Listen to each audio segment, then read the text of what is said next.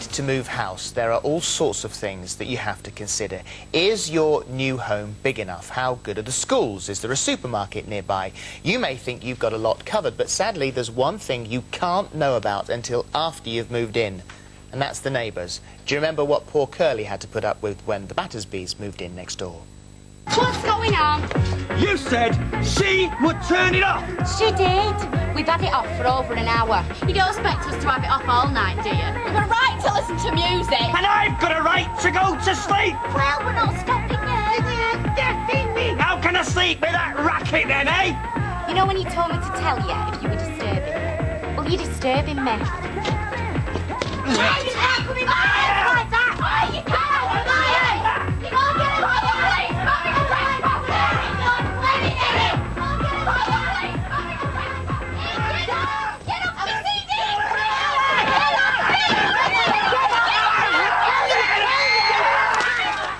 Wow, a bit drastic, but I'm sure people have wanted to do it if they haven't done it anyway. But no one wants to live next door to noisy neighbours, and the good news is you can avoid it if you call in the services of someone like Nigel Parsons, who is the neighbour detective. Welcome, Nigel. I mean, you're actually a private detective, aren't you? Yeah, we even run from a full-blown detective agency, but we have this idea of going and checking out the neighbourhood for people who are moving house. And it's because a client of yours had a very rough time, didn't he, and moved, and wanted you to check out that where he was moving to was going to be good. Originally he'd moved in and just found he'd moved to the wrong place and couldn't stand where he was living. He didn't want to make the same mistake twice.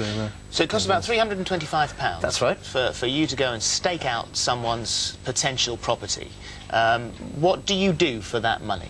It's a mix between background research in an area and then our people using their detective skills to get out there during the day and after dark, which is obviously very important.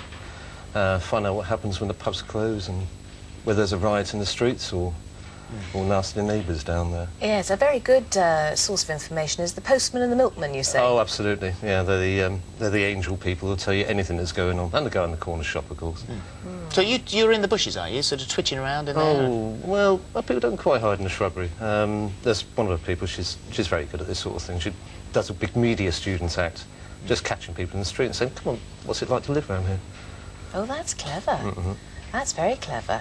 So you're looking for noisy neighbours, vandalism? Anything that's a nuisance or particular concern to the people who are moving in. I mean, if we can talk to a client beforehand, find out what concerns them, because the concern of somebody who's moving their mother into an area is going to be totally different from somebody in the 20s.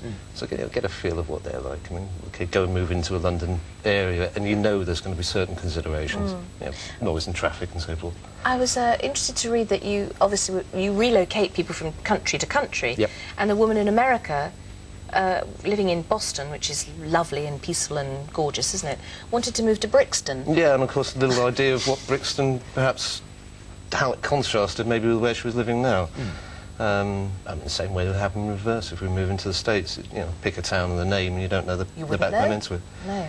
So. And what was the report that you went back to her with? She chose a different area. Oh, did she? She decided that wasn't that. But it's a lovely place to live. I don't know what's the matter with the woman, but she may have not liked it. But that report did she decide that that's not where she wanted to go? She decided to go. Much on the basis of of what we managed to put together. But I mean, we won't put any opinions together. It's just reports on the facts. So you're completely impartial. Completely. But you do it over the space of sort of 2 weekends. Yep. Yeah. Do you think you can get the measure of a place just by going in for 2 weekends? What we're trying to do is trying to paint a picture of what life is like.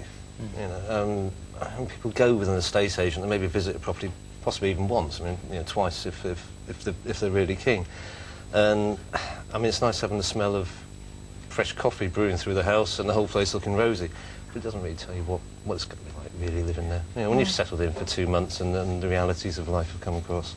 So what we're trying to do is to paint that picture for people. So you open people's eyes to it and they know what situation they're going into, but then a lot of people think, OK, I can cope with that. Absolutely. I mean 85% of our clients go through and make the purchase, but perhaps they've got a little bit of peace of mind in there and have a reasonable expectation. You uncovered a sort of rowing couple, didn't you? We have a few little nightmare stories. One with a block of flats, which all seemed quite nice and quiet and quite a nice area until our chap was watching it, witnessed this enormous row going on the balcony, or between the balcony and the ground floor. And then the chap concerned at the bottom got into his car and clipped a post on the way out. And when we went back during the day and asked about it, it seems like this was the regular Friday night entertainment, almost to the point of, oh, you know, it's 11:15, they're going to start off again. And the client in that case was somebody who was trying to relocate his mother. And, you know, maybe the field wasn't quite right for them. Wasn't there a house in Southampton where there was a lot of media activity around it? Yeah, there was this, it backed onto a convicted murder, which had been quite a big high-profile case. And while all that was done and settled, every time on the anniversary, of course, the media circuits came in. I mean, not that it was a nuisance at all, but it was something that the purchaser probably wasn't aware of. And wasn't prepared to live next door to? No, I think they went on and bought it. They did buy the house. They bought the house. But I mean, yeah. They were aware? It was something that they didn't know from beforehand. Fantastic. Well, Nigel, thank you very much indeed. Thank you for the Very interesting. Very interesting indeed. Good idea. Well, it is a very good idea because there is nothing, really is nothing worse, is there? And once you've bought the house, once you're in there and you find out that that's it, it's all fallen apart, you can't get to sleep or the people next door are a nightmare, then you're stuffed then. I mean, that's it. You're in So big top trouble. tips for people buying a house are to do what? Use the senses. Look, listen and ask. I mean, you know, sit down, have a look around.